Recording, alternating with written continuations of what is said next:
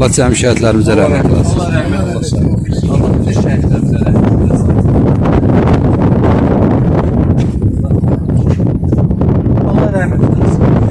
Şəhidlərimizin hamısı bizim əziz günləri özümüzə Təbriz məzarını ziyarət edək.